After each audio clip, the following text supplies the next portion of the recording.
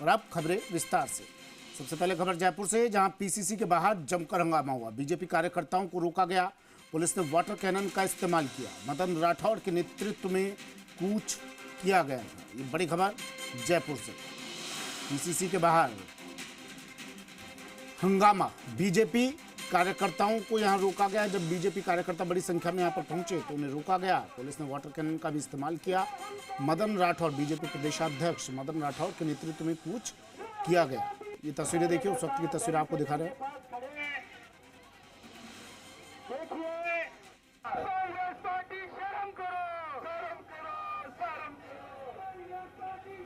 बड़ी संख्या में बीजेपी कार्यकर्ता आज पीसीसी पहुंचे, पीसीसी का घेराव करने के लिए। बीजेपी कार्यकर्ताओं को इस दौरान रोका गया और संख्या इतनी थी कि इन्हें रोकने के लिए वाटर कैनन का प्रयोग करना पड़ा।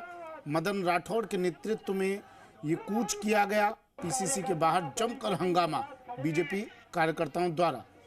ये तस्वीरें आपकी टीवी स्क्रीन पर उस वक्त की। वाटर कैनन का इस्तेमाल इन बीजेपी कार्यकर्ताओं को रोकने के लिए किया गया। बीजेपी प्रदेशाध्यक्ष मदन राठौड़ के नेतृत्व में कूच किया गया। महिला संगठन से जुड़े कई पदाधिकारी भी इस कूच में शामिल हुए, इस घेराव में शामिल हुए। सैकड़ों की संख्या में बीजेपी कार्यकर्ता पीसीसी पहुंचे, पीसीसी का घेराव किया।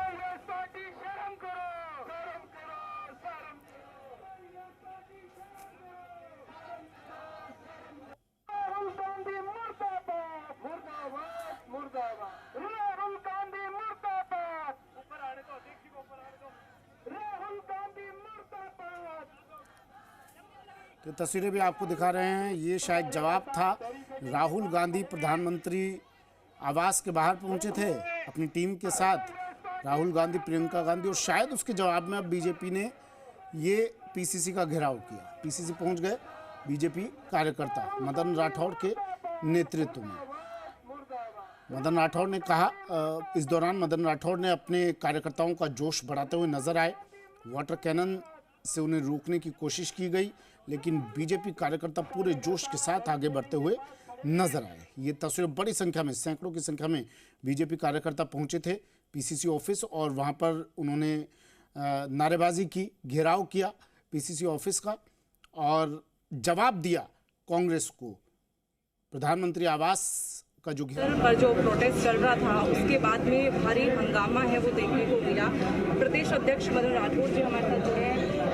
प्रदेश अध्यक्ष मदन राठौड़ जी हमारे साथ जुड़े हैं। सर, क्या कहेंगे, जो प्रोटेस्ट कल हुआ है उसको एक अलग ही रूप दिया गया और पीएम आवास तक है वो पहुंच गए हैं विपक्षी नेता। विपक्षी नेता की तो मर्यादा है ही नहीं, अमर्यादित व्यवहार उनका था, लोकतंत्र के खिलाफ में था। प्रधानमंत्री आवास के बाहर आज तक कभी भी नहीं। नेहरू जी रहे, इंदिरा जी खुद प्रधानमंत्री रही, राजीव गांधी वो प्रधानमंत्री रहे, ये कभी भी विपक्ष ने ऐसा व्यवहार नहीं किया जो राहुल गांधी जी ने किया। ये निंदनीय कृत्य उन्होंने किया। यही नहीं, तो जंतर मंतर पर जो प्रदर्शन हुआ उसमें विद्यार्थी नहीं थे, क्योंकि जो चोटिल हुए उनकी पूरी बायोडाटा लिया गया और नीट का अर्थ नहीं जानते, नीट के बारे में कुछ भी नहीं जानते, ना उन्होंने बड़ी हैबिट से वो पत्थर फेंक थे जो बाहर से बुलाए गए थे, जो कभी कश्मीर में सैनिकों पर पत्थर फेंका करते थे, तो उनको ला करके हमारी पुलिस पर पत्थर फेंकवाया गया। टारगेटेड यानी पत्थर की निशाने पर लगा, पुलिस कर्मी चोटिल हुए, यानी वो पत्थर फेंक थे जो टारगेटेड लड़के बुलाए गए थे, उन्होंने पत्थर। विद्यार्थी के हाथ में तो कलम होना चाहिए, पत्थर कहाँ से आए? इतने पत्थर वहाँ आकर के संसद के बाहर पत्थर फेंका गया और फिर वहाँ नारे भी कैसे लगे, अफजल हम शर्मिंदा हैं, तेरे कातिल जिंदा है। क्या लेने देना विद्यार्थी में? वहाँ इस प्रकार के नारे लगे, अफजल हम तेरे कातिल जिंदा है, हम शर्मिंदा है, ऐसे नारे लगे। वहाँ राम के विरोध में नारे लगे, पाकिस्तान जिंदाबाद के नारे लगे, यानी ऐसे नारे लगाना और उसमें राहुल गांधी उसका समर्थन कर रहे हैं। इससे ज़्यादा शर्मनाक बात और क्या हो सकती है? अच्छा, संसद में भी सर, संसद में भी रखने की पटल पर रखी है बात, लेकिन फिर भी विपक्ष इस्तीफे की मांग कर रहा है कि शिक्षा मंत्री इस्तीफा दें, तो सरकार इस स्थिति को कैसे संभालेगी? देखिए, सरकार तो सदन चलाना चाहती है, बिजनेस कांग्रेस एडवाइजरी कमेटी में तय हुआ उसके हिसाब से सदन चलना चाहिए। उसमें सर्वदलीय प्रतिनिधि होते हैं वो तय करते हैं, लेकिन राज्यसभा में खड़गे जी खड़े होकर हंगामा करते हैं, लोकसभा में राहुल जी खड़े होकर के हंगामा करते हैं और इस प्रकार का व्यवहार करते हैं, सदन चलने नहीं देते और बाहर आके कहते हैं हम सब चर्चा करना चाहते हैं। उस पर भी जब जितेंद्र जी तैयार हो गए कि चलो हम चर्चा करने के लिए तैयार हैं तो मुकर गए। धर्मेंद्र प्रधान का इस्तीफा लो तो राजस्थान में 17 मार्च को ऊपर लीक हुई, अशोक गहलोत ने इस्तीफा उस समय कहाँ गए थे, क्यों नहीं इस्तीफा मांगा? डोटासरा जी से क्यों नहीं इस्तीफा मांगा? वहाँ तो मांगा नहीं और वहाँ धर्मेंद्र प्रधान से इस्तीफा मांगते हैं। धर्मेंद्र प्रधान से इस्तीफा इसलिए मांगा कि धर्मेंद्र प्रधान ने शिक्षा में शुद्धिकरण करने का काम किया, भारत के मान बिंदुओं का सम्मान करने का काम किया, इस देश के युवाओं को सांस्कृतिक राष्ट्रवाद की तरफ देश कैसे आगे बढ़ता है, देशभक्ति कैसे पैदा होनी चाहिए वो पाठ पढ़ाने का काम किया।